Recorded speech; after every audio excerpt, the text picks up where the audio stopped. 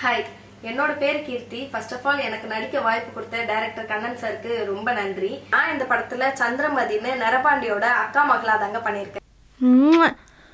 என்னோட கேரக்டர் எப்படின்னு பாத்தீங்கன்னா, இந்த படத்துல தன் மாமா மேல அளவு கடந்த லவ் பண்ற ஒரு கேரக்டர் தாங்க என்னோட கேரக்டர். நீ பழகுற ஒரே பொம்பளை நானா தான் இருக்கணும். அஃப்கோர்ஸ் கோபம் எங்க நிறைய இருக்கோ அங்கதானே பாசமும் நிறைய இருக்கும். ஜெயிலுக்குள்ள கட்டிங்க கறி கஞ்சிங்க கொடுத்து விட்டது நானு.